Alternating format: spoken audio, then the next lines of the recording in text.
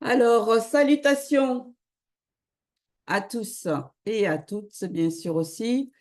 Et bienvenue encore une fois dans notre débrief. Nous allons voir cette fois-ci le live qui a été donné dimanche 25 août par le célébrissime Zul Lassan sur la page Facebook La véritable histoire de l'homme noir à 19 heures. Ça devrait être déjà un rendez-vous que plus personne ne devrait rater.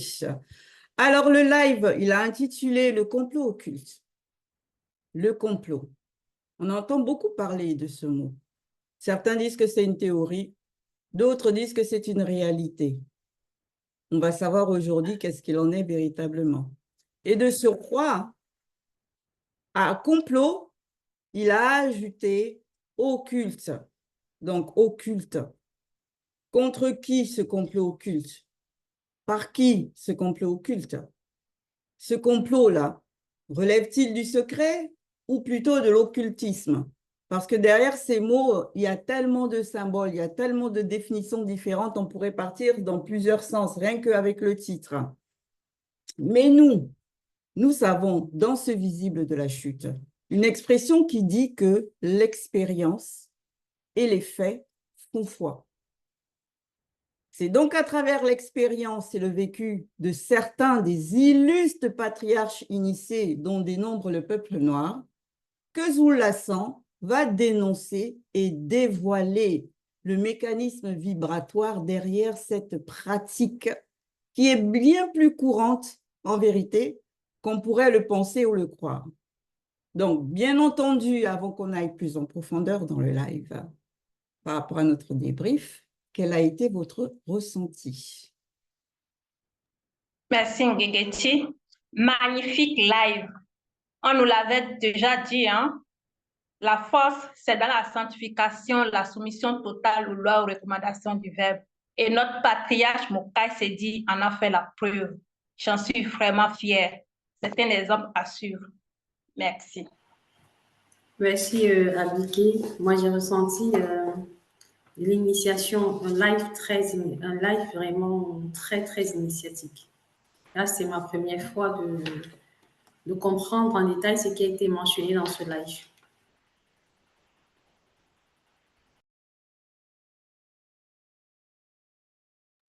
C'était un live vraiment exceptionnel parce que là, Lassan nous a dévoilé encore une autre facette des choses que on ne pouvait pas concevoir sans avoir l'initiation.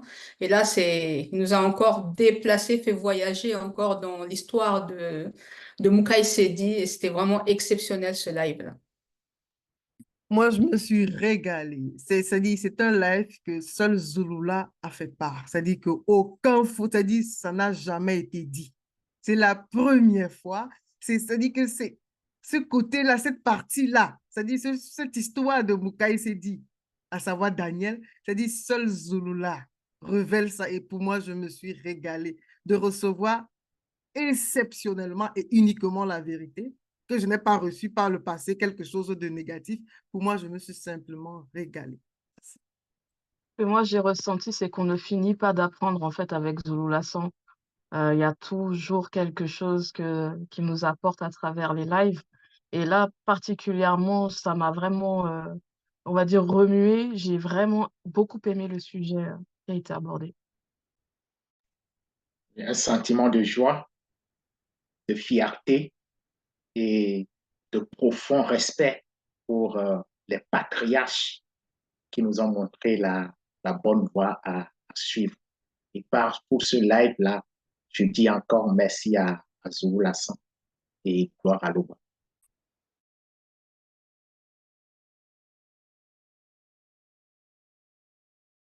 Pour ma part, cet enseignement était vraiment... Pour ma part, ce live était vraiment riche en enseignements.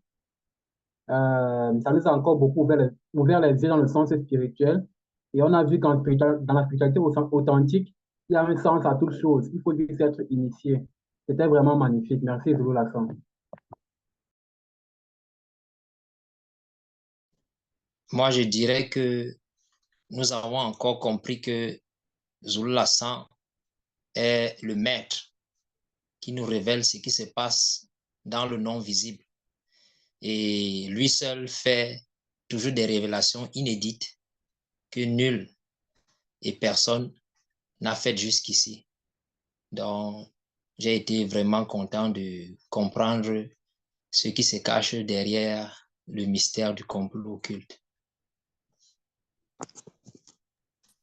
Alors, pour ma part, à moi, j'ai beaucoup aimé ce plongeon initiatique-là, d'au-delà du réel, au-delà de toute forme d'apparence. Ce live, je l'ai trouvé très mystique. Il y avait énormément de profondeur, mais énormément de profondeur. Et pourtant, hein, il était très mystique, j'insiste sur ce mot-là, mais il était loin d'être mystificateur. Parce qu'avec Zulula, on a toujours les écailles qui tombent. On ne cesse à chaque fois on va dire, d'élargir notre champ, notre spectre de vision, à chaque fois. Un même objet, mais à chaque fois qu'il va prendre la parole, il va nous permettre de percevoir cet objet-là sous d'autres angles inédits que l'on n'avait pas perçus auparavant.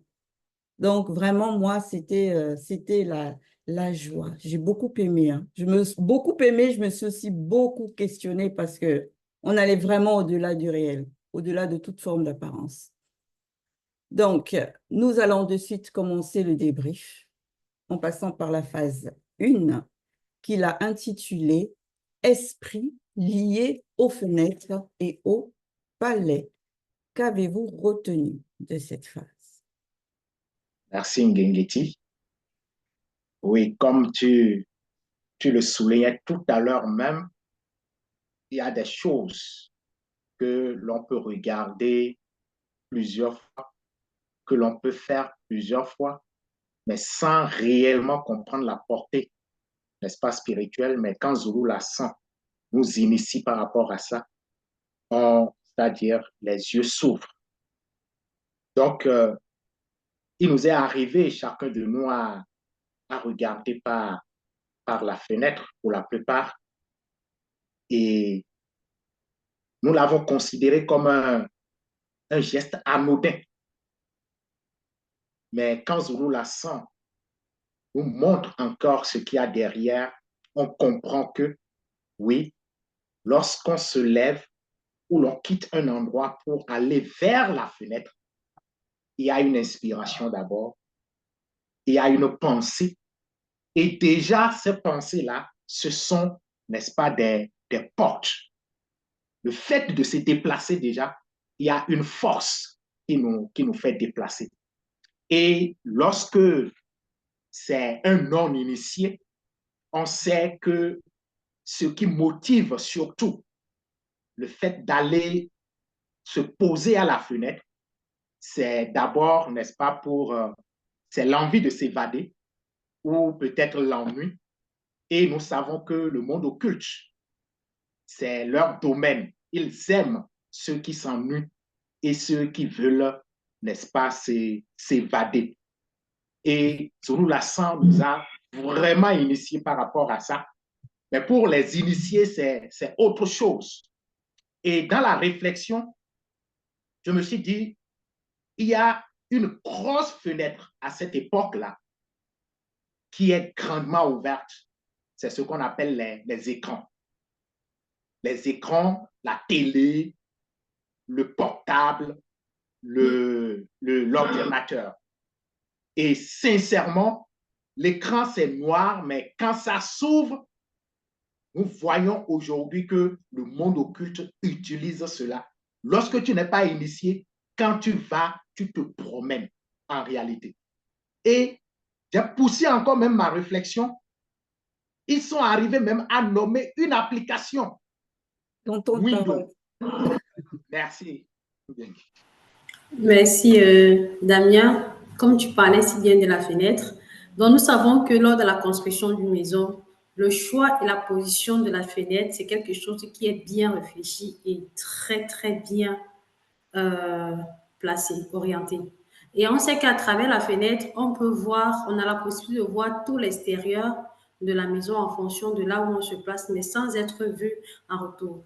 Ici, à travers aussi l'attitude, comme nous avons vu par rapport à la fille du roi Nyongi qui a regardé à travers la fenêtre, on comprend à ce moment-là que La fenêtre était, dans ce contexte, symbolisait une porte à l'ouverture de la fréquence des sirènes des eaux et un lieu de passage. Et on sait aussi que nous savons que les démons ont des corps, ce sont des esprits. Et les esprits, on ne les voit pas avec les yeux du visible. Donc, ils sont partout. Et on sait aussi que ces sirènes des eaux-là ont pu pénétrer, ont pu inspirer la fille de Nyong'i parce qu'elle avait déjà médité, elle avait déjà ressassé quelque chose en elle-même.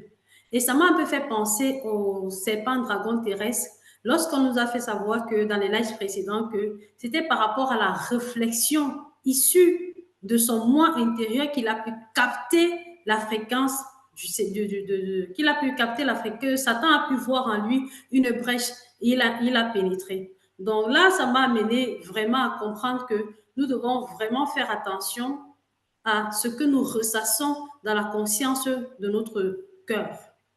Parce que cela peut nous conduire directement à la mort spirituelle. Là, quand on voit, par exemple, avec la fille de Nyong'i, ce que Zula San nous a expliqué, nous sommes à l'initiation. On doit vraiment faire attention à ce qu'on ressasse dans notre cœur, parce que là, c'est directement une fréquence qu'on ouvre. Oui, moi, dans cette phase-là, ça m'a permis de comprendre à quel point c'est important de ne pas être endormi spirituellement.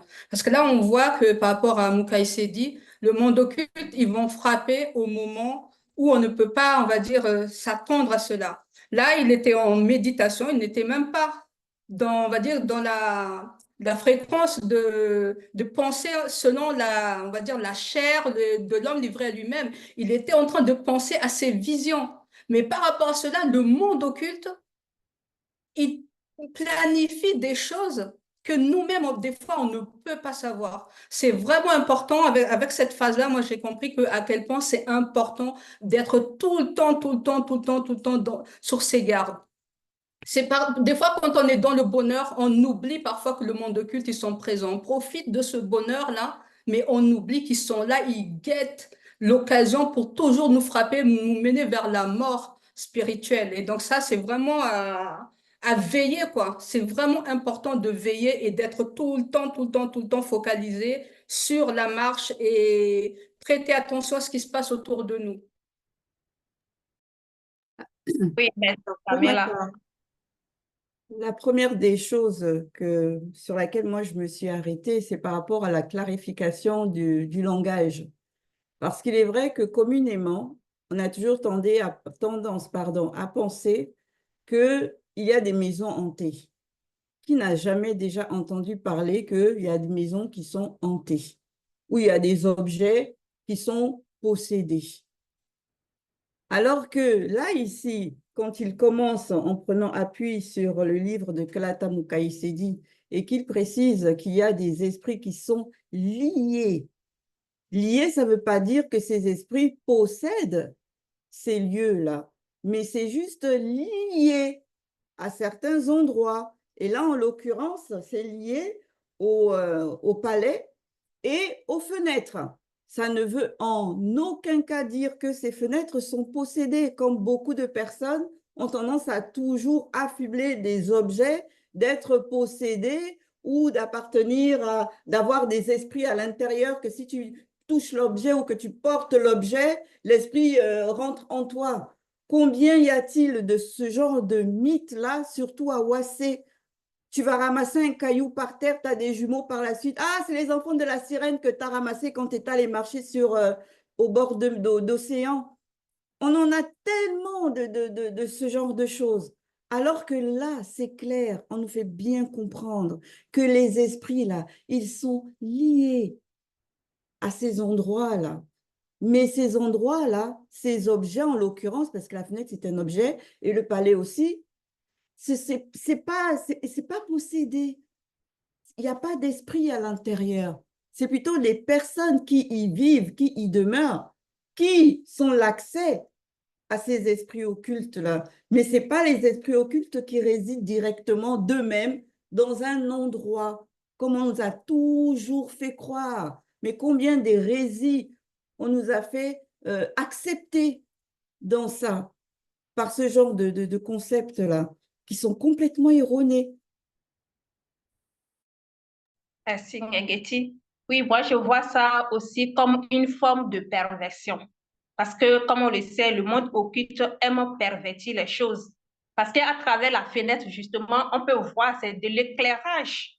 Mais là, ces démons-là, à côté des portes d'entrée, comme tu viens de le dire, Ngengeti, ils vont profiter pour pouvoir maintenant faire des sacrifices ou bien faire beaucoup de choses.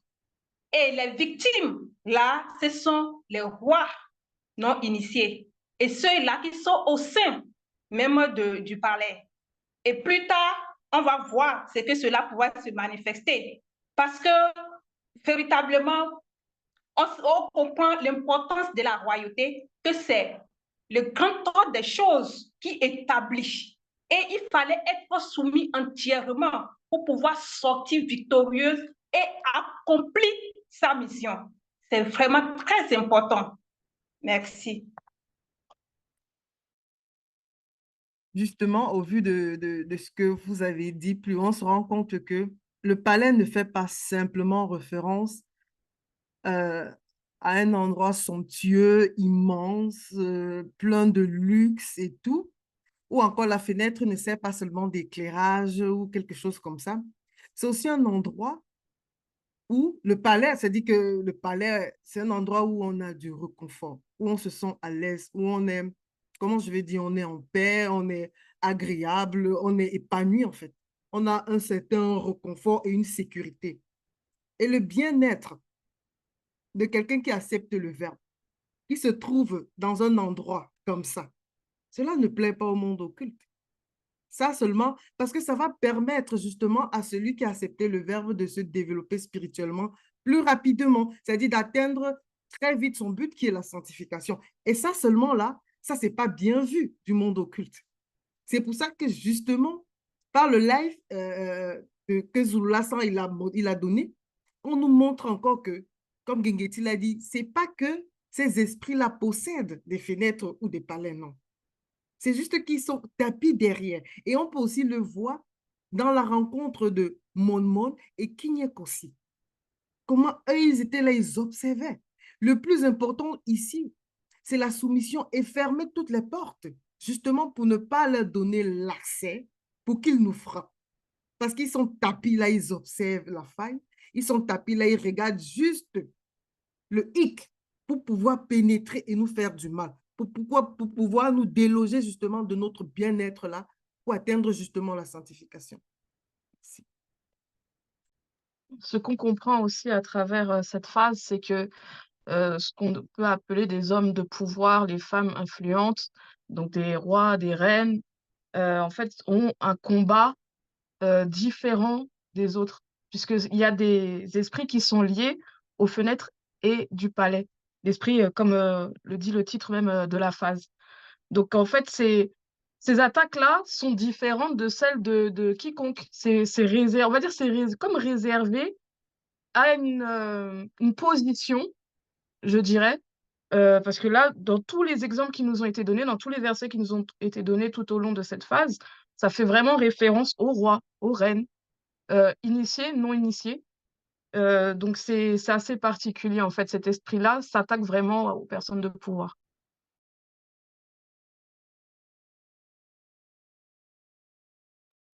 Effectivement. Oui, Oh, pardon. Vas-y, bon. d'accord, merci. Moi, ce que j'ai pu retenir dans cette première phase, c'est que déjà les palais, nous savons que les palais, ce sont des lieux de pouvoir et leur structure n'est pas quelconque. On voit que c'est des lieux majestueux qui inspirent même la crainte parfois lorsqu'on y entre. Et nous savons que ceux qui résident dans ces lieux de pouvoir-là sont à la tête des royaumes, des États. Et comme vous l'avez dit, ça veut dire que ceux-là sont susceptibles constamment d'être combattus, d'être attaqués par le monde occulte afin qu'ils puissent être des portes d'entrée pour la déstabilisation de la population, du peuple. Et ça m'a aussi amené à comprendre un peu quelque chose par rapport à ce que Ngengeti tu as dit, oui, et il n'y a pas de maisons hantées. Ça m'a fait penser au live de Djombela Mundi, où les non-initiés, les blancs et les sans-mêlés ont trouvé cette plaine mystérieuse-là à Wassé Djedou. Et on avait vu qu'à ces lieux-là, les démons s'y rassemblaient, tout comme plus tard, lorsque Babylone, la ville de Babylone a été construite. Donc, on comprend aussi là que ces lieux, ces palais-là sont en quelque sorte des zones de passage par lesquelles les démons viennent agir en fonction aussi de la manifestation des sentiments, des actions de ceux qui vivent dans ces palais-là. Parce que Zulu sans a fait comprendre que à un moment, ces palais-là peuvent sembler comme des lieux incantatoires qui attractent ces mauvais esprits-là afin d'influencer non seulement le dirigeant, mais également le peuple. C'est ce que moi j'ai retenu. Pour ma part, ce que j'ai retenu de cette phase, bon, c'est déjà nous savons que l'œil est la fenêtre de l'âme, comme on dit souvent. Et ici, nous voyons que ces rois, dans ces passages qui ont été cités, c'est par des fenêtres, que les fenêtres représentaient en fait une porte d'entrée. Et là, on voit que c'était des palais. C'était des palais. Et moi, j'ai vu ça dans un cadre où le palais en fait représente en fait une personne qui regarde par ses yeux dans la fenêtre, et par cette fenêtre reçoit des informations. Et on voit que c'est ce qui se passe dans tous ces versets, dans toutes ces phases, où c'est par les fenêtres que le roi, que la fille de Nyong'i ont vu et ont été atteints spirituellement. Donc, les fenêtres sont pour des maisons comme pour des palais, comme des yeux par lesquels on peut voir. Ça, c'est ce que j'ai premièrement dit dans cette phase 1. Je peux ajouter quelque chose, Lindetti? Bien sûr. Merci. Et toujours dans le déroulement du live un peu plus haut, on a pris aussi moi, j'ai compris qu'en fonction des constructions, on peut avoir une vue plus large concernant aussi la fenêtre. Tu peux être de chez toi et tu as une vision un peu même globale, un peu même de la vue. Et là, on a aussi pris l'exemple de Mondmonde. Mondmonde regardait à travers la fenêtre et il a vu comment il y a eu cette scène-là entre ce jeune homme et la femme qui était en train on va dire quoi, qui était possédée par les sirènes des eaux, où il lui a fait comprendre que viens, je vais t'offrir un sacrifice. Et là, on comprend encore que d'avoir le sacrifice ici, donc un instant. Oh, excusez-moi.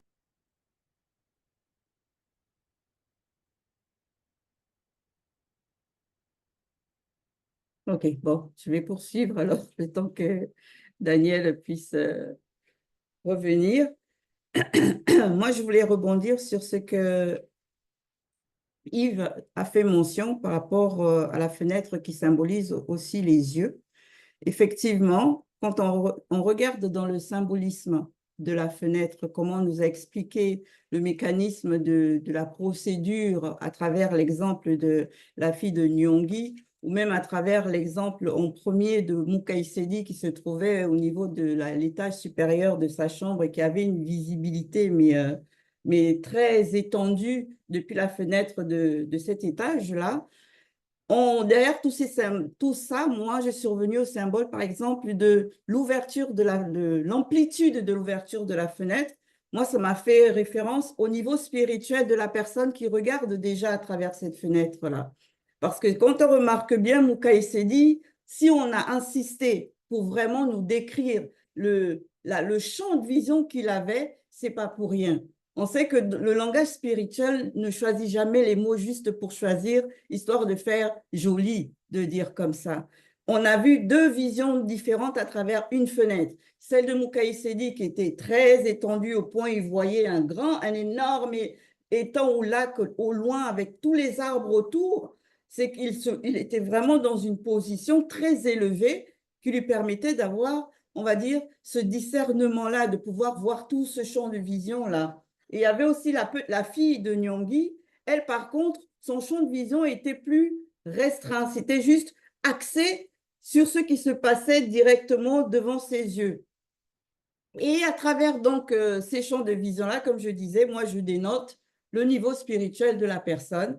Et à travers maintenant l'exemple de la fille de Nyong'i, là, je comprends que la fenêtre, en fait, représente aussi la conscience des yeux. Ce que l'on voit à travers nos yeux, mais nos yeux sont comme aussi une fenêtre. Parce que derrière ces yeux-là, il y a un esprit qui regarde. Et là, on nous montre avec l'exemple de la fille de Nyong'i que non seulement il y avait déjà elle-même en tant qu'esprit qui regardait, mais qu'il y avait aussi à côté d'elle les Mengu qui regardaient, à travers elle, sa conscience des yeux. Donc, je vois énormément de profondeur et de symboles à travers juste la simple fenêtre que l'Omuledi va prendre comme ça. Les gens qui ont, on va dire, la capacité de percer, on va dire, plus haut dans les niveaux spirituels, vont concevoir ces scènes-là de manière différente. Et ceux qui n'ont pas cette capacité-là vont juste s'arrêter sur ce qui est décrit.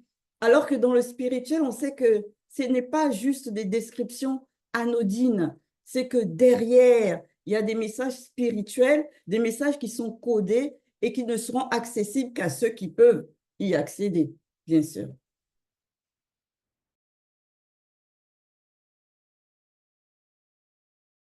Je poursuis. Oui, tu peux y aller, Dani.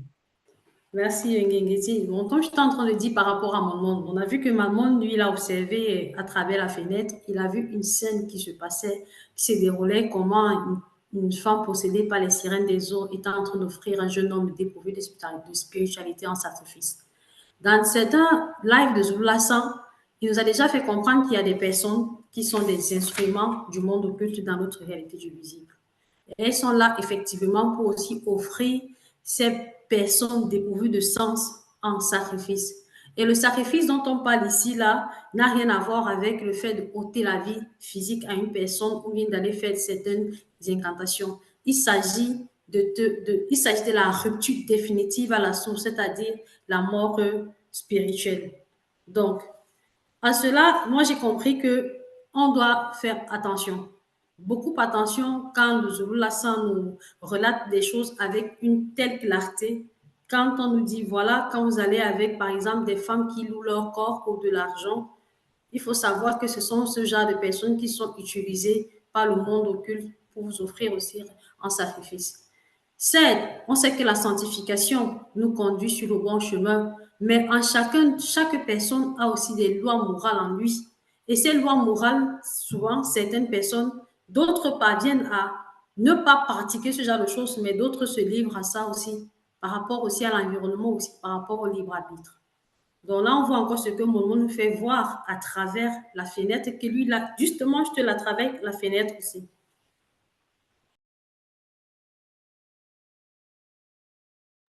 Oui, merci Daniel. Et là également, on comprend que derrière, il y a vraiment plusieurs démons ou plusieurs esprits qui peuvent être manifestés en fonction de la porte que chacun ouvre, comme Ngengeti l'a si bien souligné. On a vu du côté de la fille de Nyong'i, et l'autre, elle a été inspirée par les sirènes des eaux. Alors que, en ce qui concerne Nyong'i lui-même, il a été possédé par les démons guerriers. Donc, c'est là on voit véritablement même l'importance et de la révélation que Zulu-Lassan nous a donnée à travers cette phase-là. Parce que chacun pouvait se retrouver. Qu'est-ce qui m'amène à aller regarder vers la fenêtre? Et en fonction de cela, on peut déterminer le type de démon qui peut être susceptible d'agir.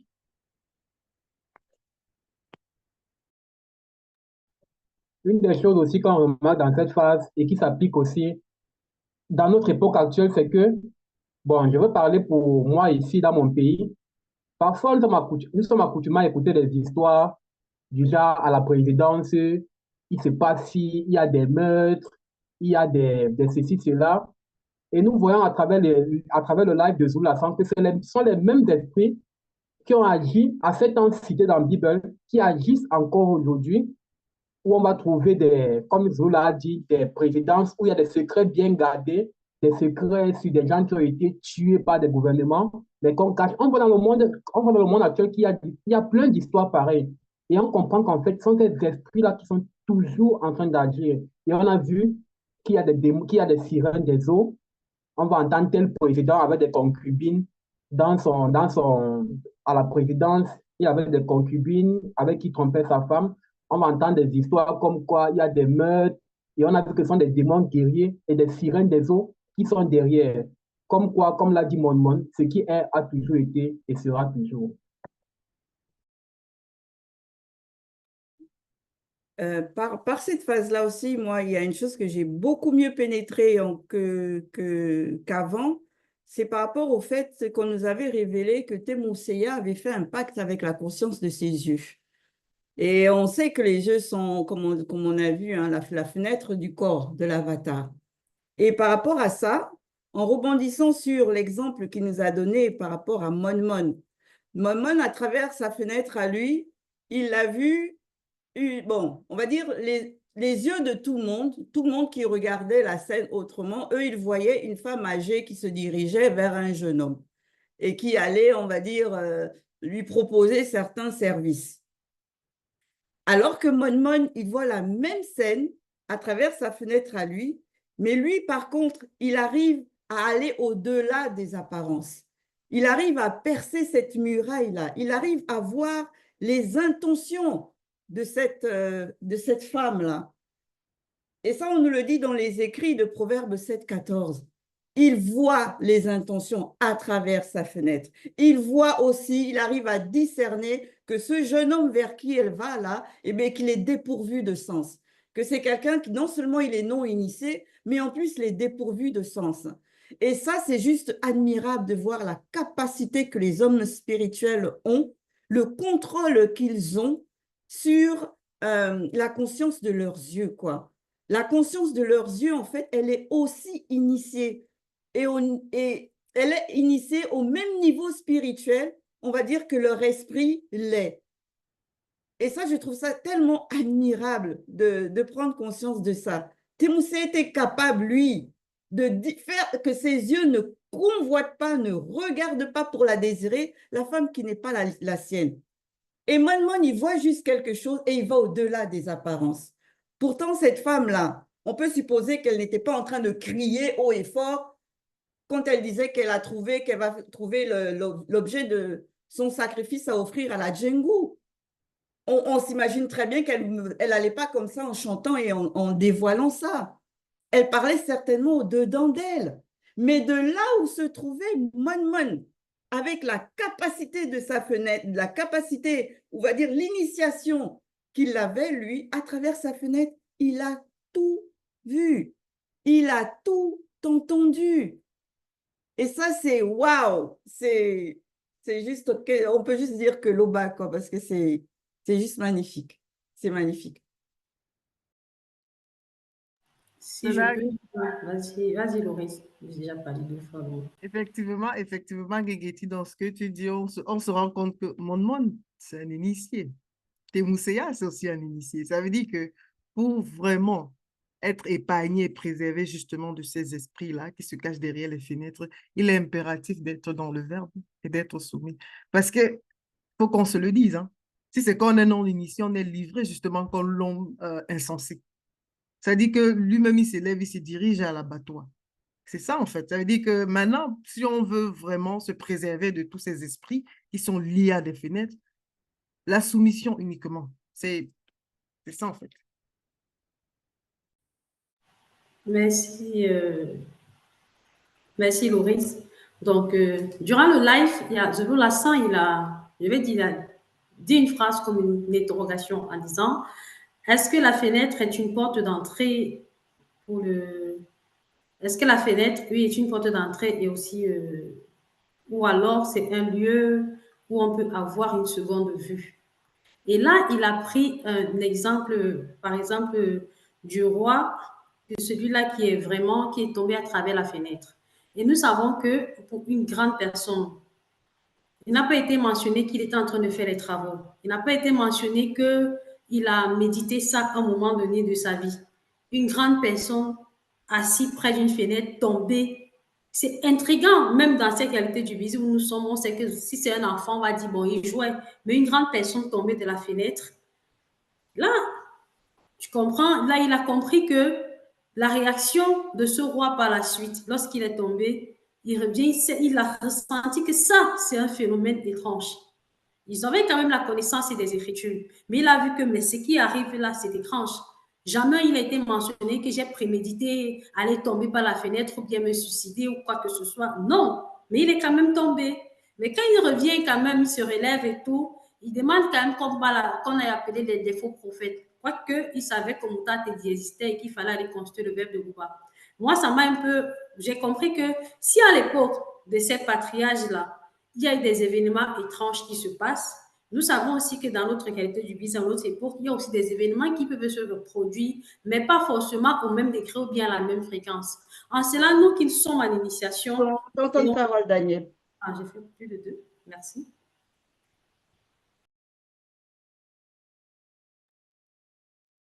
Moi, du coup, je vais rebondir sur ce que tu as soulevé comme point par rapport à ce roi-là, que Bombay, c'est ça? C'est Bombay, hein, qui s'appelle, il me semble-t-il. Bombay.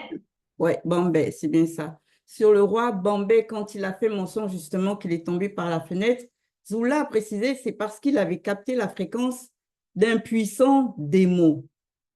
Donc, ça veut dire, du coup, ça m'a ramené dans la méditation et je me suis dit, OK, en restant toujours du côté dans la dimension spirituelle, ce monsieur-là était en méditation aussi, dans son palais. Il faisait une méditation comme le faisait Mukai Sedi et autres. Et à un moment donné, il a certainement dû, en captant la fréquence de ce démon-là, qui n'était pas prévu qu'il la capte, et il s'est fait frapper de l'autre côté parce qu'il n'avait pas le droit, du moins il n'a pas été, on ne lui a pas permis, ce démon, on a vu qu'ils aiment imiter les entités du grand ordre des choses, et on sait que les entités du grand ordre des choses, quand elles se manifestent à toi, c'est parce qu'elles veulent que elles le veulent bien, elles le décident. C'est pas toi qui vas comme ça arriver à capter leur fréquence. Donc là, le Bambé, là, c'est sûr que dans sa méditation, il a dû capter la fréquence de ce puissant démon-là, et ce dernier l'a frappé. C'est pour ça que spirituellement parlant, ça se symbolise comme la chute à travers la fenêtre. C'est que ses yeux ont dû voir quelque chose qu'il ne devait pas voir. Et il a reçu un coup. Et de ce fait, physiquement, il passe à travers la fenêtre. Mais spirituellement, c'est la frappe qu'il a reçue. C'est pour ça que quand on le relève après, on dit bien qu'il a été gravement blessé. Mais le type, il ne s'interroge pas du tout. D'abord, de prendre les conseils ou les avis des médecins, de savoir si physiquement il avait quelque chose de cassé ou s'il avait une hémorragie interne ou tout ça. Rien du tout. Lui, tout ce qui le préoccupe, c'est qu'on aille consulter Sangwa Gingi pour que Sangwa Gingi dise s'il va se rétablir. C'est là où j'ai compris qu'en fait, tout ça, c'était juste dans la dimension spirituelle. Que ce n'était pas le fait, on va dire, que vraiment il tombe par la fenêtre. C'est le fait qu'il a reçu cette frappe-là. Et il n'y a que Sangwa Gigi qui est, on va dire, l'aîné de ce puissant démon qui a dû le frapper, qui était à même, du coup, de lever la sentence. C'est pour ça, lui, c'était ça sa préoccupation. J'ai vu ça ainsi, que cette chute-là par la fenêtre, c'était juste son esprit qui avait été frappé et que, voilà, c'était la frappe, quoi. Il est tombé. Et spirituellement, mais ça lui a fait des dégâts, ça lui a laissé des plaies. On va dire ça comme ça. Oui, est-ce que je peux ajouter quelque chose? Oui, il y a encore beaucoup à dire là. Merci. Oui. En fait, ce qu'on comprend aussi davantage, c'est que vraiment la spiritualité est une question de race. Et lorsqu'il est dit que normalement, les rois, les reines devaient être des initiés, franchement, on comprend très très bien avec tout ce qu'on a eu là. Un roi ne peut pas être non initié. ne peut pas être normalement je dirais dans la normalité, ça ne devait pas être ainsi, c'était que des initiés qui pouvaient donc vivre dans un palais, avoir, on va dire, cet environnement-là, puisque c'est eux, lorsqu'on lit tout, hein, c'est eux qui ont maîtrisé ce lieu, qui ont maîtrisé le palais, qui ont maîtrisé, donc maîtriser le lieu et aussi bien maîtriser aussi spirituellement. Tandis que ceux qui étaient non initiés, il s'est passé des choses quand même, comme par exemple pour Bambé, c'est particulier ce qui lui est arrivé. Et comme pour Michal qui a eu une porte d'entrée, pardon, Michal dans les Bibles classiques, et c'est Wende Mene, donc la fille de Nyong'i, elle avait une porte d'entrée. Donc on voit qu'il faut vraiment être initié. Le palais, c'est pas pour n'importe qui, comme on voit de nos jours, on pense que le palais, on simplifie même le palais. On voit qu'il y a n'importe qui devient président, qui vivent dans des palais. Non, en fait, normalement, c'est censé être pour des personnes qui sont hautement spirituelles. Oui, à travers cette phase, on voit aussi par rapport à moi, ce qui m'a marqué aussi par rapport à, comment on appelle ça, à la fille de Nyong'i, les sentiments qui se sont manifestés à l'intérieur d'elle, comme tu disais, Bekekedi, à cause d'une porte d'entrée. Parce que quand on voit leur histoire, au départ, on sait que voilà, son papa l'a fait épouser Tondo, pardon, parce qu'elle était amoureuse de Tondo. Mais néanmoins, maintenant, à cause des circonstances par rapport au Mengou Mamadiba, etc., ben, ça a manifesté à l'intérieur d'elle autre chose qui n'est plus selon le verbe. Elle ressent maintenant une forme de mépris vis-à-vis de la personne avec qui elle est mariée. Et donc, du coup, ça nous montre à quel point il faut vraiment être vigilant. Le monde occulte, quand on ouvre une porte, on ne sait pas quel genre de choses ils vont manifester à l'intérieur de nos consciences. Et c'est quand même terrible parce que là, on voit, comme on appelle ça, de l'amour à quelque chose de carrément le contraire de cela. Et ça, c'est vraiment quelque chose à faire vraiment attention. Parce qu'avec le monde occulte, vraiment, il ne joue pas, il ne s'amuse pas, quoi. Il peut nous faire ouvrir des portes, des fois, où on ne peut même pas soupçonner.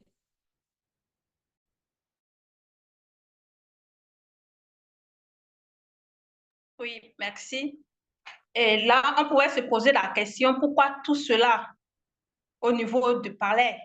Pourquoi tout cela au niveau des fenêtres du palais? Et aussi tout ce qui s'est passé avec le roi ou ceux-là même qui sont au sein du palais.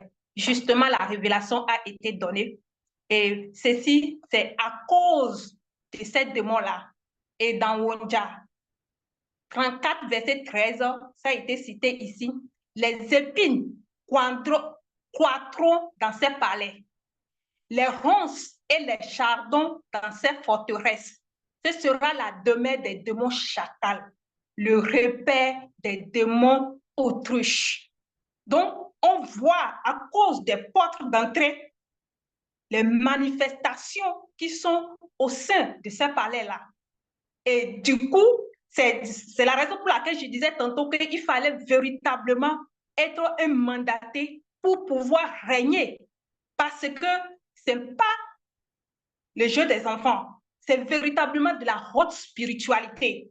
Et on doit véritablement prendre garde. Et pour tous ceux-là qui aspirent à être président et autres, il faut faire vraiment attention.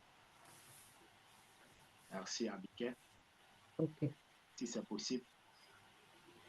Oui, vas-y, je parlerai après. Oui, à la suite d'Abigail, et oui, on voit que toutes ces situations-là, par la manifestation, n'est-ce pas, du monde occulte, c'est comme une souffrance en réalité.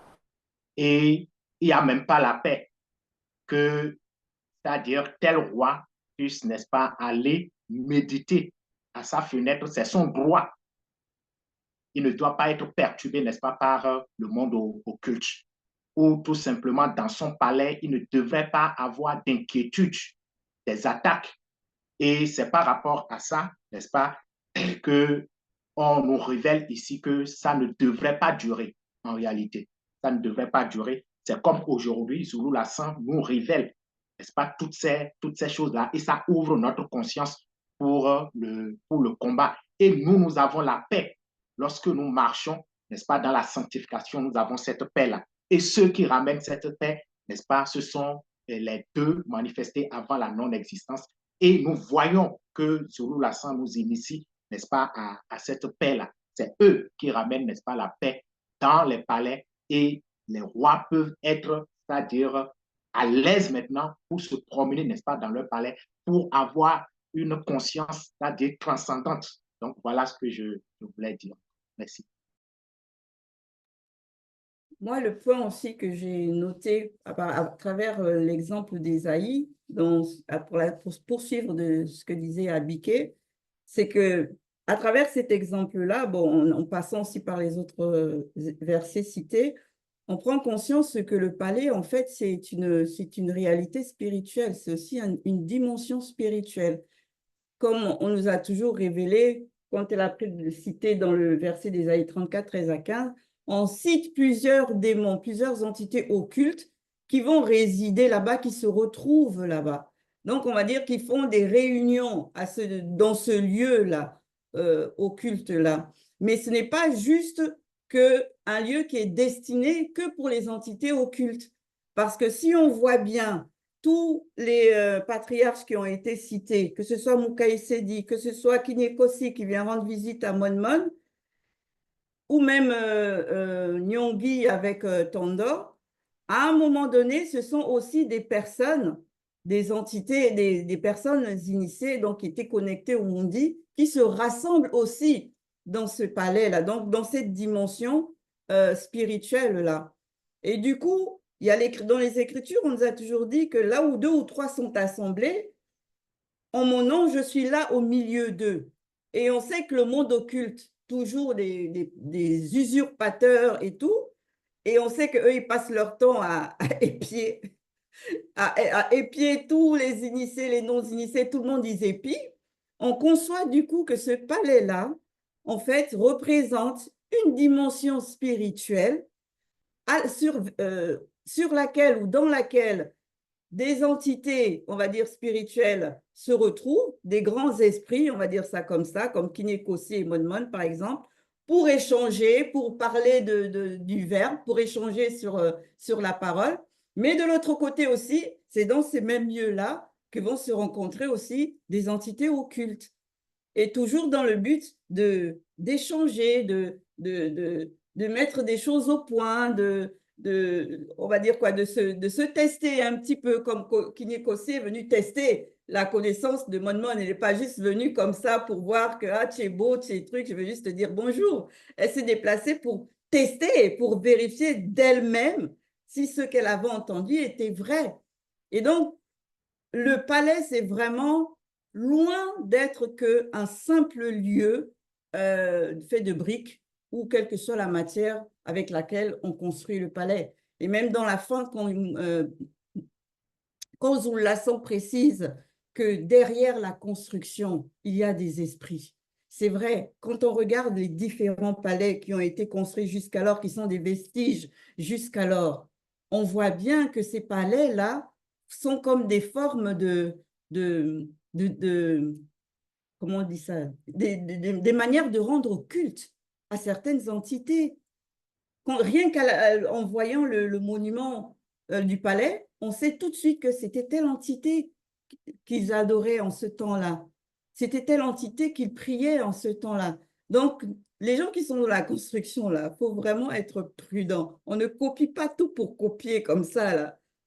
Tu vois des colonnes quelque part, on voit tous les palais, tous les temples d'Athènes et compagnie, là, de tous ces faux dieux avec des grandes colonnes, des structures et tout ça. Tu vas dire, je vais faire la même chose chez moi. Alors que tu ne sais pas l'état d'esprit qu'avait l'architecte quand il a construit ce palais-là. C'est en cela que, rien que par les structures du visible, des esprits sont liés derrière ce genre de lieu. Et c'est pareil pour les fenêtres. Souvent, moi, je me suis interrogée, surtout les fenêtres en Europe. Il y a plein de structures, des statues autour des fenêtres. Je dis, mais pourquoi ils mettaient ces statues-là autour des fenêtres? On va te dire, oh, c'était la décoration. Mais ça va au-delà que de la simple décoration, en vérité. Donc, il faut vraiment qu'on soit vigilant par rapport à tout ce que l'on peut voir et tout ce que l'on souhaite imiter. Donc, du coup, on va passer à la phase 2. La phase 2 que Zoulasson a intitulée « La beauté captivante ». Qu'avez-vous retenu de cette phase? Merci, merci Ngengeti. Donc, on voit que à ce moment-là, Mukai Sidi était dans sa méditation, après les différentes visions qu'il a pu observer. Il y a une belle femme noire, c'est précisé, d'une beauté captivante. Et Zoulassan, il a bien mentionné que dans le sens de captivante, c'était brillante, attirante, désirable, séduisante, enveloppante, saisissante et attachement. Et précédemment, nous avons vu que la première phase de la possession démoniaque, c'était la corruption. Et dans la corruption, on sait qu'il y a d'abord, ça commence toujours par le visuel, les yeux, ensuite ça touche l'âme. Et on voit que notre patriarche Mukai Sidi, il a réussi à cette épreuve vraiment complexe. Il a résisté à cette épreuve, bien qu'il soit un initié, et qu'il a pu se contenir, car il y a eu d'autres initiés comme lui qui ont cédé. Bien que les circonstances n'étaient pas pareilles, ils ont quand même cédé. Et on voit par la suite que, je m'arrête là pour l'instant. Merci. Merci, Oui. Daniel. Oui, véritablement, le combat est réel et on doit veiller, même après une victoire. Et c'est ça même les circonstances. Quand on finit un combat, il faut vraiment rester debout, comme ici le patriarche l'a fait. Et ce qu'on veut pointer de doigt ici, ce n'est pas le fait que cette femme soit belle uniquement ou qu'elle soit captivante, mais c'est l'esprit qui est derrière, ce qui l'alimente, cet esprit qui l'alimente jusqu'à pouvoir rentrer dans la porte de la séduction. C'est de ça qu'il s'agit ici. Parce qu'elle s'est maquillée, elle a mis des choses. Certes, c'est bien selon le verbe. Mais là, il y a des démons qui étaient en train de la manipuler. Et là encore, on voit que les démons ne choisissent pas n'importe qui pour utiliser. Ou bien, ce n'est pas tout le monde qu'ils utilisent. Ils savent qui choisit. C'est ceux-là qui véritablement peuvent les aider à accomplir leurs objectifs. Parce que cette femme, justement, elle a la capacité de pouvoir entrer dans le palais.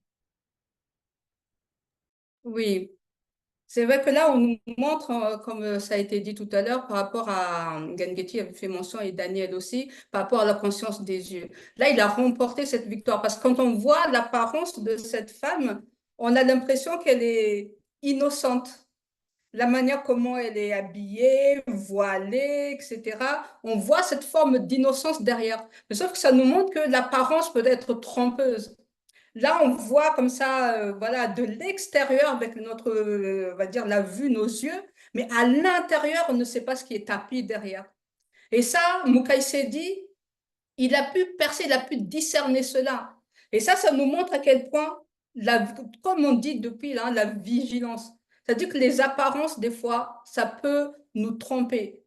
La personne peut venir vers nous parler, etc., même l'art du langage, tout ça, mais derrière, en fait, on ne sait pas. On ne sait pas qu'est-ce qui peut se passer, où est-ce que cette personne-là veut nous emmener. Mais on voit juste par rapport aux yeux.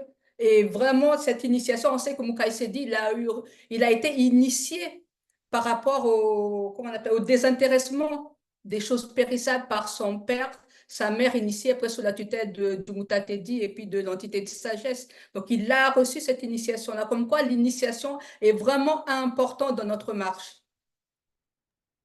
Merci, Carmela. Ouais. Vas-y, Daniel. OK, merci, Ngengeti. Beauté captivante. Zouloulassan a bien précisé et Carmela vient de le rappeler que, en fait, captivante, non pas pour le patriarche Mukai Sedi. Parce que là, ça m'a amené à me demander, bon, c'est comme j'ai l'impression que les démons sous-estiment la puissance et l'intellection des patriarches, des initiés. Parce que, bon, c'est vrai, ils sont limités, ils ne peuvent pas voir ce qui se passe dans le secret. Il est précisé, Zouloulassan a précisé que le patriarche méditait sur ses visions. Et on sait que dans ces visions-là, Zouloulassan l'a rappelé, il a vu Benengoudi. Et plus tard, notre matriarche Eyoumé nous a dévoilé la beauté, non pas captivante, mais vivante de Benin Goudi. Et là, c'est-à-dire, on peut comprendre qu'avec cette connexion, et en plus de ce que Carmela a dit par rapport à la science du désintéressement périssable, le patriarche, il était prêt pour, c'est-à-dire, ne pas succomber à cette beauté-là. Donc, cette beauté, en réalité, elle est insignifiante pour le patriarche Moukaï Sidi. Mais quand on dit captivante, c'est pour peut-être le lecteur qui n'est pas encore initié, pour nous montrer le degré même du combat que le patriarche devrait mener. Donc, c'est par rapport à ça qu'il fait toute cette description-là. Sinon, ce n'est même pas pour lui. Merci. Oui, effectivement. Une chose aussi qui est importante que l'on doit vraiment, vraiment retenir, c'est que déjà, quand le monde occulte, parce que c'est le monde occulte hein, qui est à l'origine des complots, ça commence d'abord dans le monde occulte. Donc, quand ils prennent une personne pour cible, déjà, on a vu que cette personne-là n'était pas n'importe qui. Ils vont forcément toujours chercher à atteindre la tête ou atteindre quelqu'un qui a une certaine renommée. Mais ils n'utilisent pas non plus n'importe qui, comme a dit Abiké.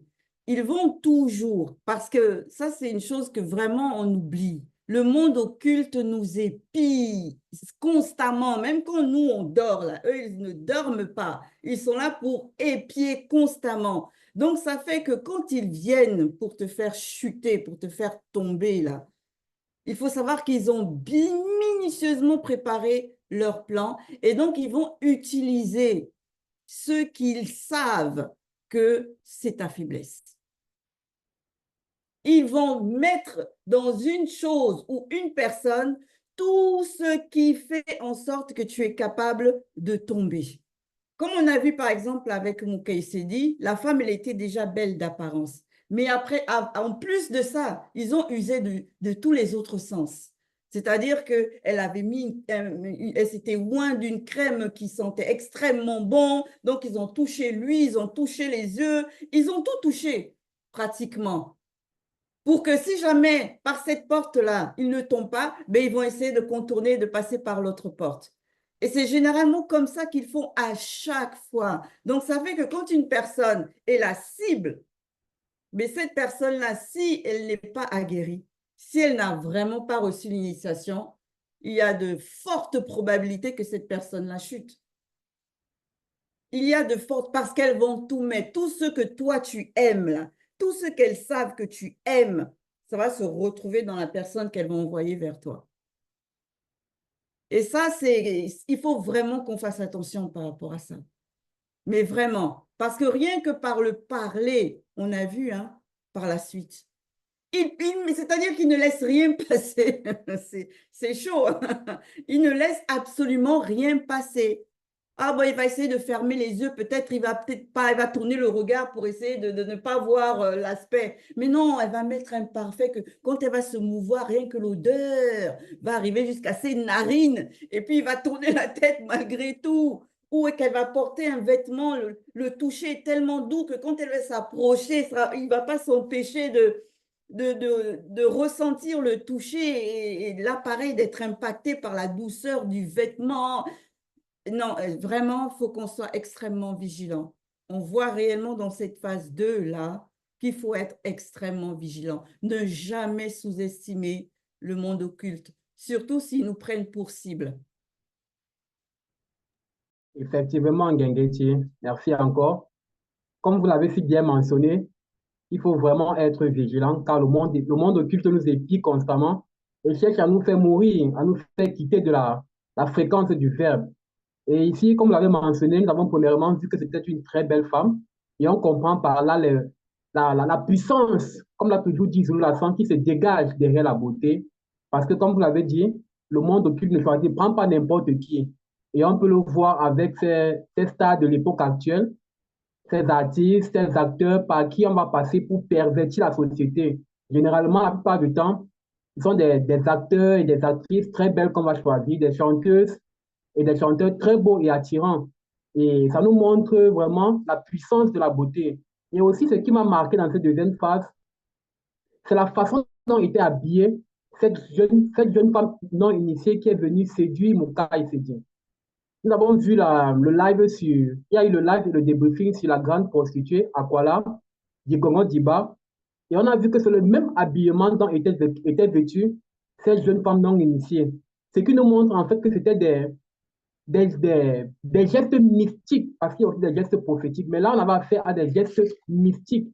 Et on va le voir, comme je disais tantôt, avec ces stars actuelles qui vont s'habiller lors de leurs concerts, dans leur musique, dans des films, d'un accoutrement que les gens vont dire waouh, c'est beau. Pourtant, elles savent ce qu'elles sont en train de faire la plupart du temps. Ce sont des habillements qui représentent ces démons-là qu'ils adorent dans leur lieu secret. Et quand on lit même dans Proverbe 5, 6, 25 dans la littérature classique, on dit ne la contente pas dans ton cœur pour sa beauté et ne laisse pas séduire par ses paupières.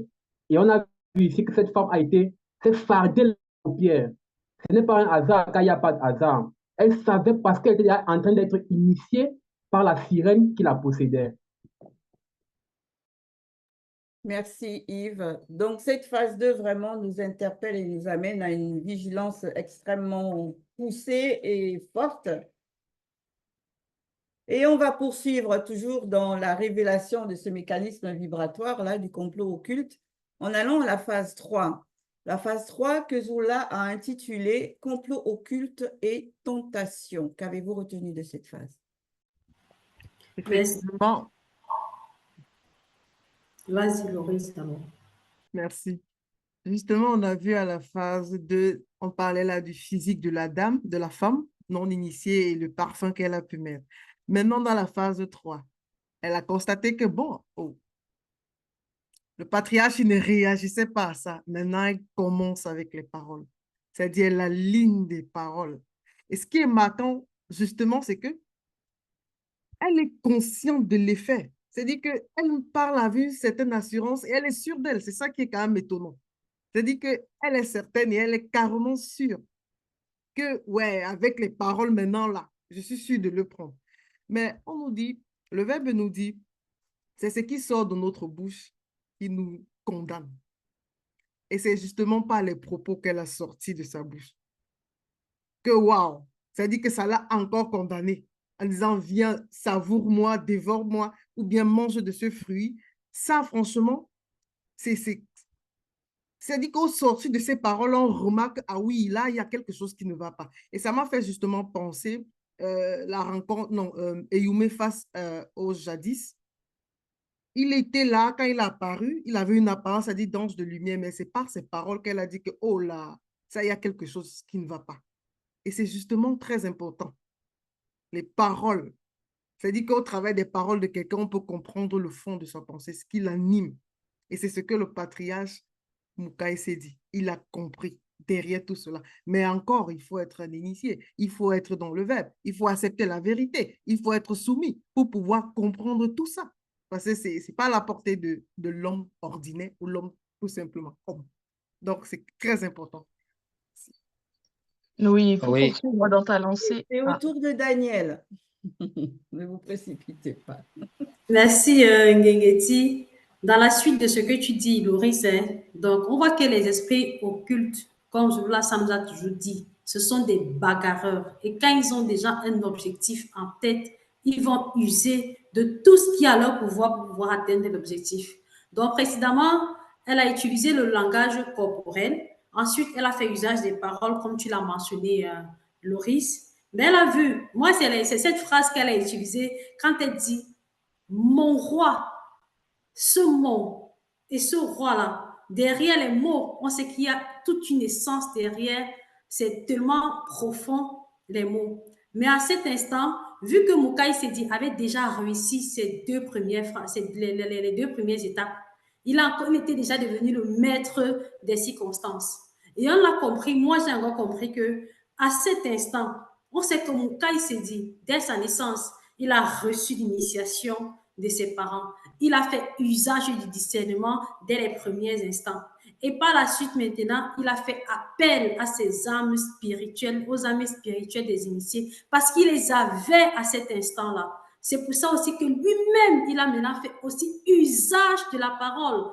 Quand il a dit non, je ne peux pas, je paraphrase, quand il a dit non, je ne peux pas aller pratiquer ce genre d'acte parce que c'est contre le verbe de l'Oba. Et moi, ça m'a un peu fait ramener un peu, lorsque on vit des combats, par exemple, dans la nuit, à l'instant où on crie à l'Oba, on est délivré. Parce que derrière la parole, elle est vivante. Derrière la parole, ce sont les lois. Donc, nous aussi, on peut faire pareil à notre fréquence à nous. Que lorsqu'on est dans une situation, il suffit de dire non. Et l'Oba, par son verbe, manifeste la grâce qu'on est extirpé de la chose. D'accord. Du coup, c'est entre Daniel et entre Bekekedi et quel autre, je ne sais plus si c'est Baume ou Yves. Vas-y, Bekekedi. Merci. Oui, donc moi, je voulais intervenir par rapport aux propos de Moukaï Sidi, en tout cas, le comportement qu'il a eu face à cette femme captivante, d'une beauté captivante. La précision du sans hésiter. Ça montre déjà le niveau spirituel de Moukaï Sidi. Parce qu'un homme, on sait en tout cas quelqu'un qui n'est pas initié, qui est non initié, une femme se présente comme elle est là, ah, il va tergiverser, il va avoir des pensées qui vont fuser dans sa tête, il va se dire je vais pas, ah, ça va tirailler. Là, Moukaï s'est dit, sans hésiter, il répond et dit ma fille. Et ça coupe net en fait toute possibilité, puisque quand tu dis ma fille, c'est que tu considères la personne comme étant ton enfant. Et donc ça coupe l'élan, c'est censé en tout cas couper l'élan de cette femme. Et le rapport qu'il instaure directement, c'est qu'il veut l'initier. On voit qu'il veut l'initier en lui parlant et en lui révélant un petit peu ce qui se passe déjà derrière, ce qui se passe spirituellement. Donc la position qu'il a adoptée, on voit vraiment l'initiation, que c'est vraiment un initié en chef consacré.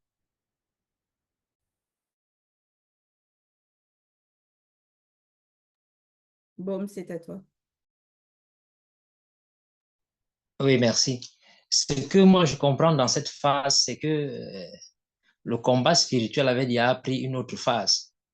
Et Moukaï s'est dit, lui, en tant qu'initié en chef, était déjà conscient de cela et avait déjà discerné même quel est l'esprit qui animait la jeune dame. Mais avant même d'arriver là, moi, ce que j'ai aussi compris, c'est que faisant partie de l'entourage de Moukaï s'est dit, comme c'était une femme, une servante, si peut appeler une femme de main, certainement, la porte qu'elle avait ouverte, elle était attirée certainement par la beauté également du roi, de Moukaï Sidi.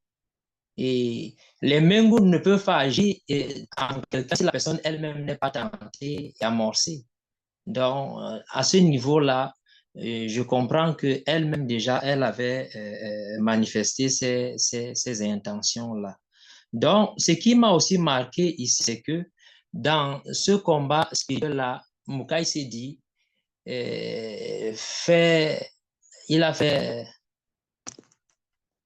il a manifesté une attitude remarquable pour un homme. C'est vrai qu'on sait qu'il n'est pas un homme ordinaire, il est un initié en chef consacré. Et pour moi, c'est un très grand enseignement de faire attention à ceux qui nous entourent, de faire attention à ceux-mêmes qui peuvent entrer chez nous. Merci. Oui. Et moi, pour poursuivre, je rebondis sur ce qu'Abité a pointé du doigt tout à l'heure. Par rapport, non, c'est pas Abité, c'est Loris. Par rapport à l'assurance qu'avait cette femme-là en ses paroles, qu'elle savait déjà que ça allait forcément porter certains fruits. Mais en fait, il n'y a rien d'étonnant que l'on réalise que même le monde occulte, ils ont la maîtrise des mots et du langage, quoi. Parce que ça a déjà fait ses preuves. Ça a fait ses preuves sur Mouto. Quand le serpent dragon est arrivé et qu'il a aussi parlé d'une certaine manière à Mouto, il a réussi à atteindre ses objectifs. On le voit aussi dans plusieurs autres exemples au niveau des histoires des patriarches dans Kalata Mbale. Et là, ça se répète encore. Elles viennent toujours avec ces paroles ensorceleuses, doucereuses et tout ça, juste pour que justement ces paroles-là aient un effet comme envoûtant sur la personne qui les reçoit et qui les accepte, surtout, comme Moto malheureusement a accepté les paroles de Muto, et la suite on la connaît. Mais là, par contre, est-ce dû au fait qu'il n'y avait aucun attachement émotionnel entre Mukai Sedi et cette femme-là, et c'est ce qui fait qu'il a pu justement prendre cette distance et cette hauteur par rapport à cette femme-là et la considérer comme sa fille, plutôt que comme Moto, par exemple, quand il l'a vu, Muto, il savait lui aussi, il a su discerner lui aussi qu'il y avait quelque chose qui n'allait pas, que ces paroles-là, derrière ces paroles-là, il y avait quelque chose qui n'était pas bon. Mais malgré ça, lui, il a accepté cette semence-là. Alors que là, Mukai Sedi, lui, tout de suite, il s'est opposé à cette semence. Donc, c'est par les paroles-là, que ça vienne des entités du grand ordre des choses, que ça vienne d'un homme spirituel ou d'une femme spirituelle aguerrie, ou que c'est à travers la possession des Djengu ou des Mengu, il faut se méfier. Hein. Parce que ça demeure néanmoins un langage spirituel. Et ça veut dire que ça a un pouvoir sur tous ceux qui ne sont pas spirituels. Tous ceux qui n'ont pas cette capacité-là de résister, mais forcément, ils tombent dedans. Merci Ngengeti. Vas-y. Ok, merci Carmela. Donc, ce que je constate là, c'est que cette beauté captivante que la Djengu, n'est-ce pas, voulait utiliser pour faire du roi sa victime, j'ai constaté que Mukai Sedi, à un moment donné, a vu cette femme-là comme une victime, n'est-ce pas, du monde occulte, qu'il fallait même encore, c'est-à-dire aider à sortir de là. Et c'est vraiment une conscience qui nous aide aussi à avancer. Donc, on voit réellement le niveau spirituel du patriarche. Par rapport à la contenance, je voudrais revenir un peu par rapport à la contenance, à l'assurance. Et il est précisé que cette contenance et cette assurance-là étaient amplifiées par l'influence de la Djengu. Parce qu'en son temps, bon, c'est vrai, je ne sais, ça peut être possible, mais je n'ai pas cette imagination-là que sans l'influence, n'est-ce pas, de la Djengu, la femme puisse aller comme cela, se tenir devant, n'est-ce pas, le roi, pour soi-disant, n'est-ce pas, et c'est ça que Bohm a vraiment souligné, quelle que soit sa force, ça sera compliqué. Et j'ai constaté que le monde occulte utilise cela. Et on va voir des gens qui ne sont pas initiés dans la vérité, mais qui ont une certaine contenance, une certaine assurance, mais en réalité, derrière, il y a aussi, n'est-ce pas, le monde occulte, où certains peuvent même, par rapport à ce qu'ils appellent développement personnel, n'est-ce pas, aller par rapport au yoga ou autre, n'est-ce pas, pour chercher une assurance. Mais la véritable assurance, Mukai Sedi l'a montré. Parce que... Le temps de parole, Damien. Merci. Ok, donc nous allons passer à la phase 4 parce que le temps qui nous est donné commence à aller contre nous en notre défaveur. La phase 4, Zulasan l'a intitulée « Intervention spirituelle ». Donc, qu'avez-vous retenu de cette phase? Merci Ngengeti. Oui, déjà avec les phrases précédentes, on voit que le patriarche était à la hauteur du combat. Oui, il a véritablement mené le combat. Mais l'intervention spirituelle, c'est la victoire absolue sur tous les plans. Parce que ça manifeste la liberté et on voit, tout est clair. Ici, déjà par cette entité nocturne qui est apparue, on a vu comment déjà cette femme-là a été libérée de l'influence des Minkumo Madiba, des sirènes des eaux, et en même temps, cela a apporté la victoire. Cela a apporté la liberté au milieu des autres femmes non initiées qui ont entendu l'histoire. C'est vraiment impeccable.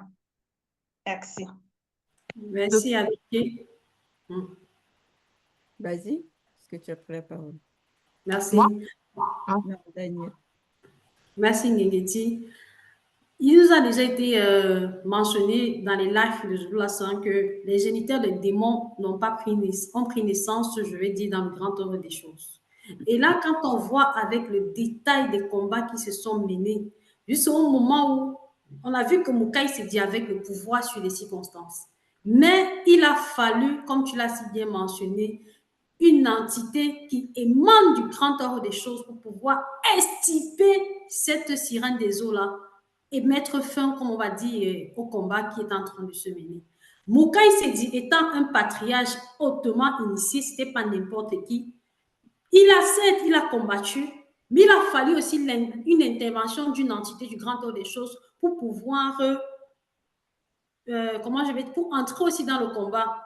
Et là, on comprend encore quand Zulu Lassan nous fait savoir que tu ne peux pas être dans la condition du physique, tu te mets à dire que tu vas ne serait-ce combattre un démon tout seul, sans l'aide du verbe.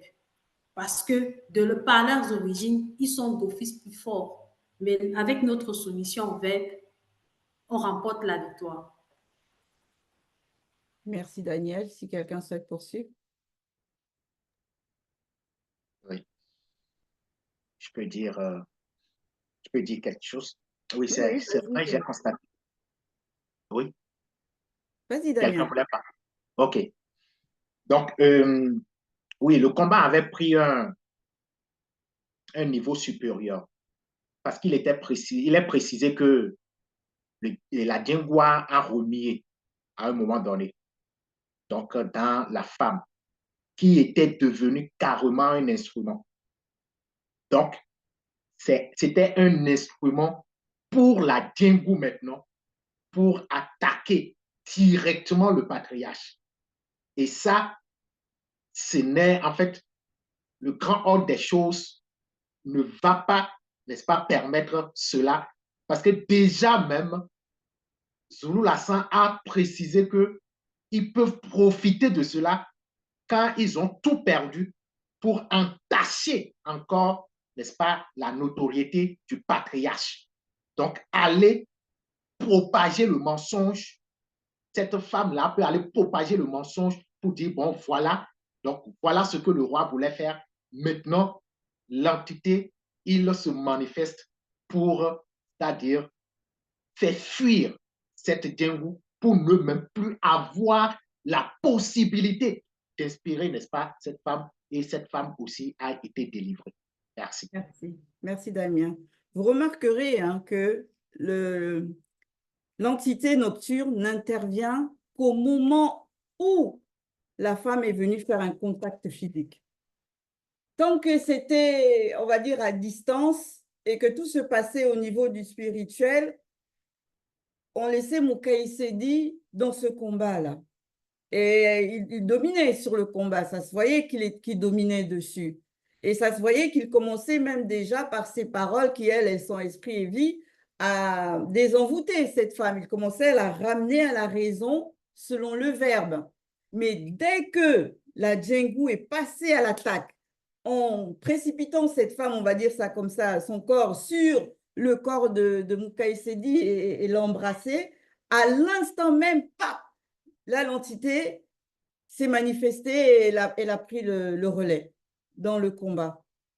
Donc, c'est juste, je sais même pas si je peux trouver le mot pour qualifier ça, quoi. C'est au-delà même de ce qu'on va dire le magnifique, c'est au-delà de ce qui est du beau, c'est au-delà de tous ces mots-là. De savoir que il y a des entités bien spécifiques qui sont là. Elles sont toujours là avec ces hommes spirituels-là. Tant que ça ne passe pas à l'offensive physique, ils sont en retrait et ils laissent le combat se dérouler.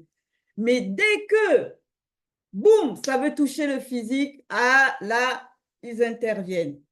Là, ils viennent manifester toute leur puissance à un point où la femme elle-même elle a été purifiée aussi dès l'instant où il a expulsé cette Djengu. Elle a été purifiée aussi de suite, quoi. C'est... Ah, les mots me manquent, comme on dit. Mais c'est sur ce qu'on va donc, du coup, mettre fin à notre débrief. Donc, on remercie chacun et chacune pour l'intervention qu'ils ont apportée et dans la compréhension du message, du live. Et si le Père le permet, ben, au prochain débrief.